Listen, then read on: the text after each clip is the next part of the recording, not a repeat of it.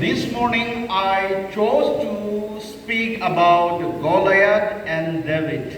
Ngayon po ang kanyang ituturo sa atin ay patungkol kay David and Goliath. Having concern, especially for the children here. At ang kanyang ituturo ay talaga ang mga bata ay matutuwa at may matututunan patungkol sa kanyang topic. And also the youth. At sa isang higante na kalaban ni David. Very briefly, I'll narrate the story of David and Goliath, and we'll draw two applications together. At matututunan natin ang patungkol kay David and Goliath at kung ano yung nangyari sa kanila. So this morning from 1 Samuel chapter 17, verse 44 and 55, I have drawn the topic called dealing with the biggest challenges in life. Ang kanyang topic ay matatagpuan sa 1 Samuel chapter 17 verse 44 to 45 na ang title ay Dealing with the Biggest Challenges in Life. Yes. Now here we have the scripture and I will read out for all of us. Come here, he said, and I'll give you your flesh to the birds and the wild animal. David said to the Philistine, you come against me with sword and spear and javelin, but I come against you in the name of the Lord Almighty, the God of the armies of Israel, whom you have defied. Okay, so yung kanyang binasa po ay patungkol sa 1 Samuel chapter 17 verse 44 to 45 na sinasabi dito, sinabi pa niya, halinga kayo rito at nang mapakain ko ang bangkay mo sa mga ibon at mga hayop. Sumagot si David, ang dala mo yung tabak, sibat at pantusok, ngunit lalabanan kita sa pangalan ni Yahweh, ang makapangyarihang Diyos ng Israel na iyong hinahamon. Amen. So now, let's have one thought together. What is the biggest challenges that you are facing today? So ngayon, tatanungin ko po kayo, ano po ang pinaka-biggest challenge na nararamdaman mo ngayon, na hinaharap mo ngayon? For the Israelite and for the David, the challenge was the big giant man Goliath. Sa Israelites, with the Philistine, mayroong nagkaroon ng laban from Israel to the Philistine.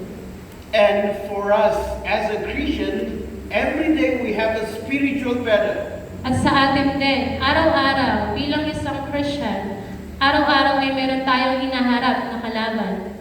So this morning, let's find out one challenges. So what is the biggest challenges that you are facing today? So ngayon makikita natin, ano ba ang pinakamalaking challenge na hinaharap mo ngayon?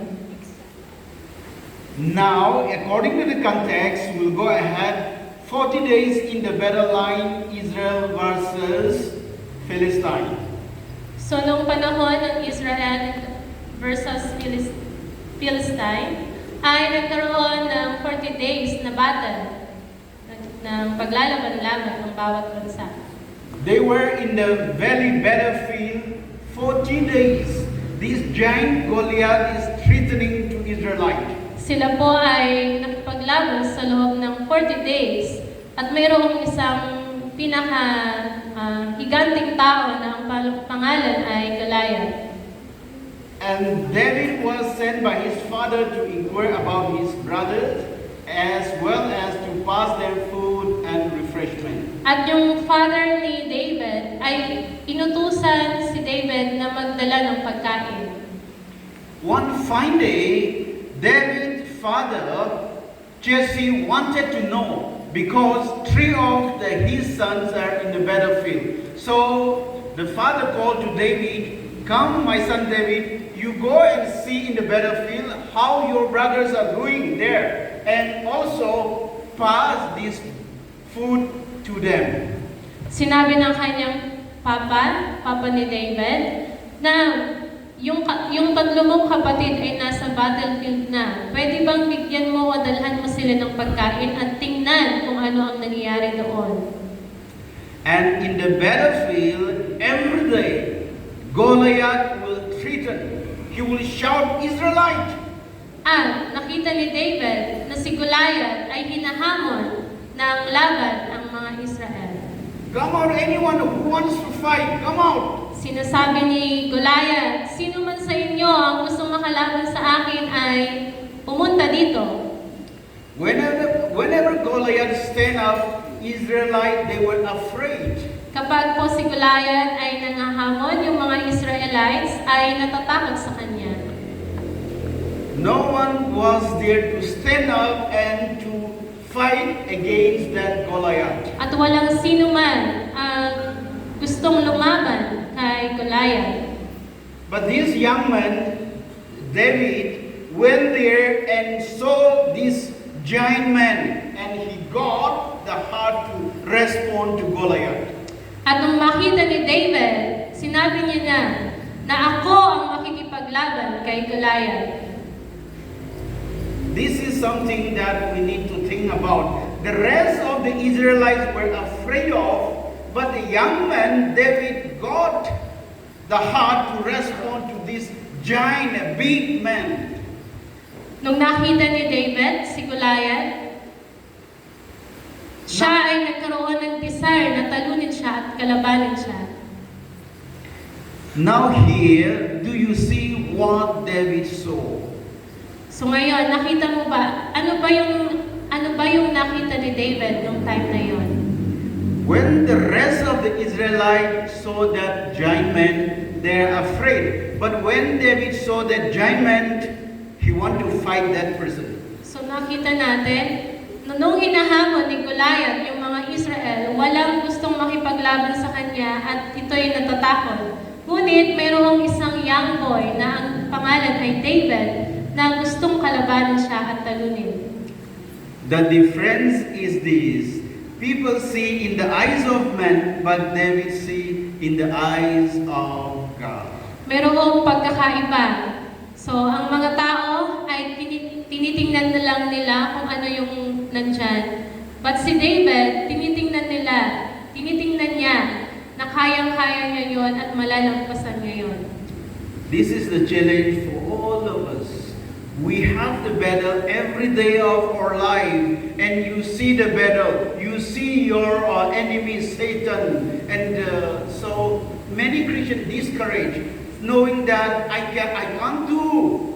But we believers, the people who are always with God, see that this Satan I can defeat through Christ. Ganon din daw po tayo, na kapag mayroong Satan o nagtitempt sa atin, kailangan natin labanan ito at humingi ng tulong sa Panginoon para talunin ang mga evil spirit na kinakalaban tayo kung saan man tayo ay tinatry na attempt. Kailangan natin yun daw po ay kalabanin. So as David reached to that battlefield, what was happened? We'll see together in the, so number one, his own brother, elder brother Eliab. Eliab saw this David and he asked, "What are you doing here?" Nung nandoon na si David sa ready na siyang makipaglaban, mayroong isang kapatid na pangalan ay Eliab na kung saan pinapagalitan siya. Ano ba ang ginagawa mo dito? Yes, in the number one outline, David receives call from his brother. So the brother said, "What are you doing here?" And also he said, "What about those sheep you are supposed to be taking care of?" Tinanong ni Eliab si David, ano bang ginagawa mo dito at paano na ang mga alaga mong tupa? Sino na ang mag-aalaga sa kanila? You are proud, disobedient, and lazy. Sabi ni Eliab kay David, ikaw ay mapagmataas, hindi ka sumusunod at tamad. You just want to see the battle here. Gusto mo lang makita ang laban, kaya ka nandito. David's own brother Eliab said all this. What are you doing here? You are a small boy boy. Ito yung sinabi ng kanyang kapatid na si Eliab, na ikaw ay maliit lang. Your job is to take care of our sheep or animals, and you are coming here. You are proud, my brother. You are proud. You don't want to take care of the sheep. You are lazy. You are disobedient to our parents. That's why you are just coming here to see around, wasting of your time. That's what his elder brother scolded him. Gusto mo lang manood sa laban, kaya iniwan mo ang alagang tupa at ikaw ay nagkaroon ng katamaran, hindi marunong sumunod at mapagmataas. Kaya ka nandito, sabi ni Eliab.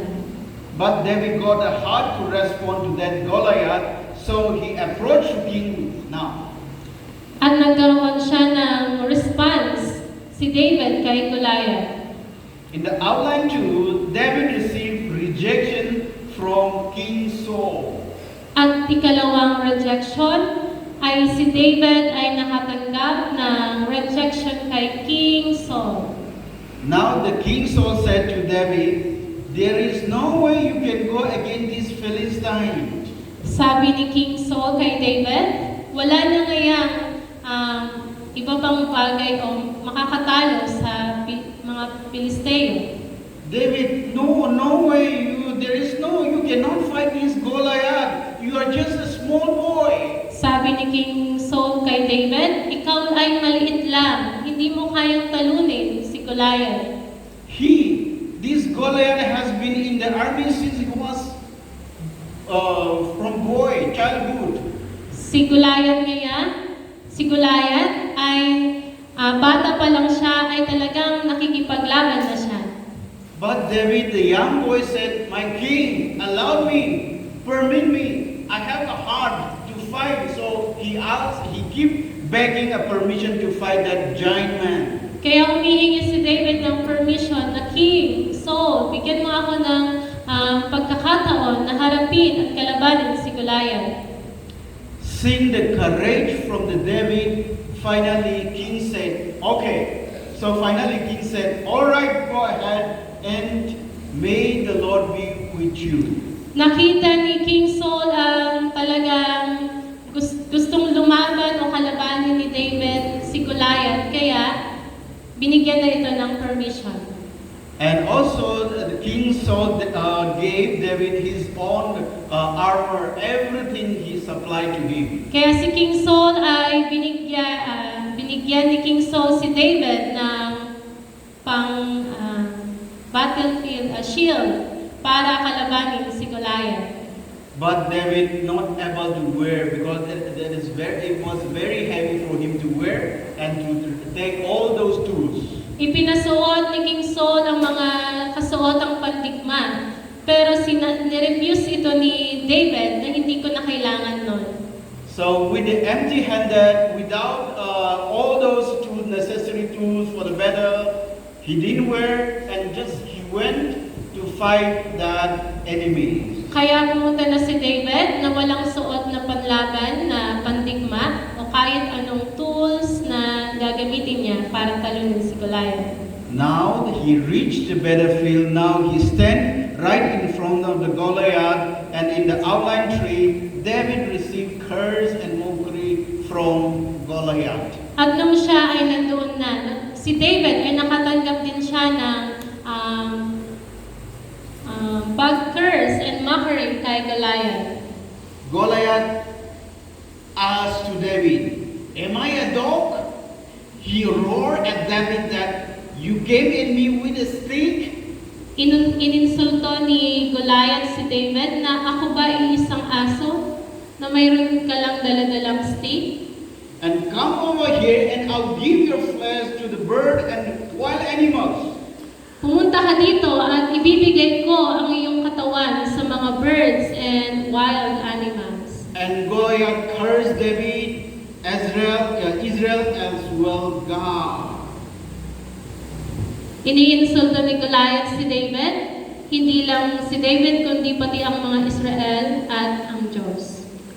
Now, for us, every battlefield, every army will dress well, they will prepare well to fight one another. Kung makikita natin ang mga army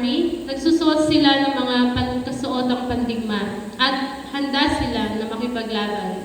But in the hand of David, nothing such was no there. Pero kay David, wala siyang kasi noon kung anumang mga gamit na dala-dala para kalabanin si Goliath.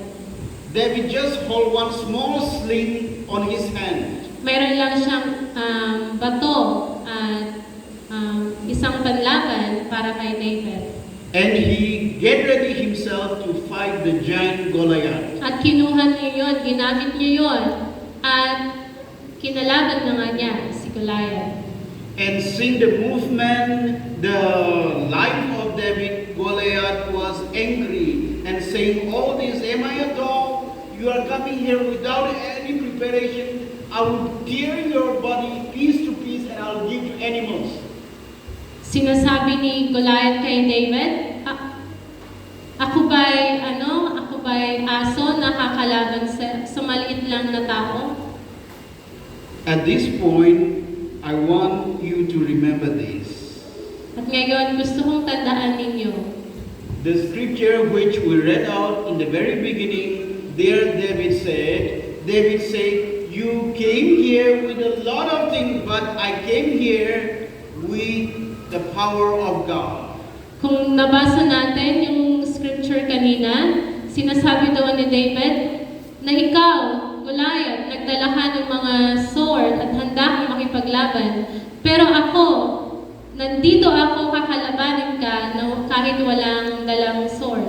Now in the outline 4. Pang-apat, David received approval from the Lord. nung nakaharap na ni David, si Goliath, nakatanggap siya ng approval galing sa Panginoon. My dear beloved Filipinos, Mahal kong mga estudyante, Pilipino, God is very important in our life. ang Diyos ay napakahalaga sa buhay natin. Battle are in front of us. How will you fight this battle and win and live the victorious Christian life? Kung tayo ay makikipaglaban, ano ba? Handa ba tayong makipaglaban sa mga pagsubok na hinaharap natin? In the hand of David, small sling was there, and in the heart of David, God was there. Sa paningin ni Goliath, si David ay isang maliit lang na bata. Pero sa paningin ng Diyos, sa puso ni David, mayroong itong kakaiba, napakalaki ng potential ni David na kayang talunin si Goliath. Now let me ask you this, what is in your hand and what is in your heart? Ngayon tatanungin ko kayo, ano ba ang nasa puso ninyo at ano ba ang nasa kamay ninyo? To fight or to face the challenges that you are facing now. Ikaw ba ay mayroong kakayahan na kalabanin at talunin ang mga pagsubok na hinaharap mo ngayon? In every battlefield, approval from the Lord is very important. Sa lahat ng laban, ang napakahalaga ay magkaroon muna ng approval galing sa Panginoon. David, his own brother, and the Goliath, even the king, everyone people said, "You come because Goliath is too big and too strong. David, you come." Bago si David makipaglaban kay Goliath, nakatanggap muna siya ng pag-iinsulto galing kay king, galing kay brother niya na si Eliab. Next is galing kay king, at sunod galing kay Goliath. That is the word he received from the people. Minsan ganun daw po ang nangyayari sa atin. But David said like this. Pero ang sinabi ni David, David saw Goliath, he is too big and strong, I can't miss him. kaya sinabi ni David kay Goliath, ay sabi niya, napakalaki niya, matapang. Pero sabi niya, kaya niya itong talunin. So now as they both face each other, David picked up 5 stones according to the Bible, 5 stones, and he started rolling and hit with a stone David's forehead. At nung si David at Goliath nagkaharap na, kumuha si David ng stone and pinaikot-ikot niya ito din. Natamaan si Goliath sa noo. And the giant Goliath fell down there and died. At nung natamaan si Goliath, natumba ito at namatay. Dear Filipinos, how many stones picked up by David? 5 stones. How many stones David used to kill that giant man? Only one. Ilan? Be that one stone to defeat your enemies. Si David ay meron siyang 5 dalang nakapulot siya ng 5 bato, pero ang ginamit lang niya ay isa at natalo niya ito. Now, in conclusion, lesson to apply in our day-to-day life. Ano ba ang matututunan natin sa buhay natin araw-araw? Let us face the problem or challenges of this world in God's power. Kailangan nating harapin ang mga problema and challenges sa mundong ito sa kapangyarihan ng Diyos. Where will you find the power of God? Saan natin makikita o matatagpuan ang kapangyarihan ng Diyos? You will find the power of God in the Holy Bible. Matatagpuan mo ang kapangyarihan ng Diyos sa pamamagitan ng Kanyang salita. Every day, don't depart from the Holy Bible. Araw-araw ay huwag kang lumayo sa salita ng Panginoon. Read and meditate upon this word. Basahin mo ito at i-meditate mo ito araw-araw. Read Bible Mission Bridge encourage you to draw closer to God through this holy word. Kapag ikaw ay nagbabasa ng Word of God, matatalo mo at marireceive mo ang kapangyarihan ng Diyos at anuman ang problema na hinaharap mo, kaya mo itong kalabanin. The strongest weapon for Christian life is the Word of God. Ang pinakasandata ng mga anak ng Diyos, walang iba kundi ang salita ng Panginoon. Have the Word of God not in your hand but in your heart. Hindi lang sa kamay ilagay, kundi pati sa puso ilagay. And the second, let our life count for Christ. At ang buhay natin ay isama natin si Kristo palagi. The life that you live, the life that we live, let this life become for Christ. Kung saan ka nabubuhay at kung ano ang mga ginagawa mo, ipagkatiwala mo yun sa Panginoon. And dear Filipinos, it is foolish to trust in men when you can choose to trust in God. Ito ang iiwan ko sa inyo. It is foolish to trust in the man when you can choose to trust in God. Now we all have the right to choose to trust in God. Tayo mayroong pagkakataon na piliin ang Diyos.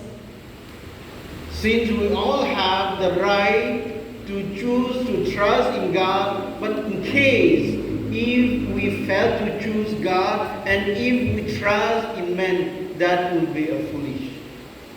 Binibigyan ka ng Diyos ng pagkakataon na piliin mo siya at magtiwala ka sa Kanya. Pero kung ikaw ay magtitiwala sa tao o sa sarili mong kakayahan, ikaw ay hindi magiging successful ang buhay mo. Choose God to face the challenges that are ahead of you. Kaya piliin natin ang Diyos para kalabanin ang anumang mga bagay na kinakaharap natin ngayon. And God will give you the victory like the way He gave victory over David.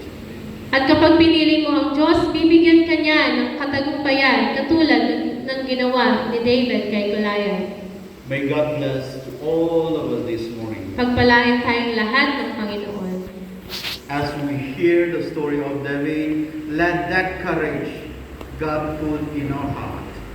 Napakinggan mo ang story ni David, naway magkaroon ka ng lesson sa na-discuss ngayon at ilagay mo ito sa puso mo.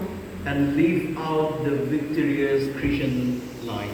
At mamuhay ka na mapagtagumpay na tao sa lahat ng iyong ginagawa. Let's close with a prayer. Let's pray. Let us pray. Father, we love you because you first loved us. Lord, you have a purpose for life. And Lord, with that purpose, you send us here to be together with these people, community here. And Lord, we praise for this wonderful opportunity. Lord, this morning, as we spend time together, and also, Lord, as we share together about the life of David and the Goliath. Yes, the Goliath may be strong enough in the eyes of the world, but Lord, in your hand, in your eyes, Goliath is nothing. Goliath is nothing. Likewise, Lord, if we trust in you, like David, if we have the courage to fight the enemy, trusting in you alone, we can defeat our enemies day-to-day life, Lord Jesus. Father, bless us with a heavenly blessing. And Lord, help us to live a victorious Christian life, O Lord Jesus. And also, Lord, continuously, may your Holy Spirit take over in us. And may you be the captain of our life. May you be the master of our life, God. And Lord, may our life be shine for Christ. Lord, bless us with the thought that we pondered together this morning. And Lord, dismiss us with your spiritual blessing. In Jesus' name I pray. Amen.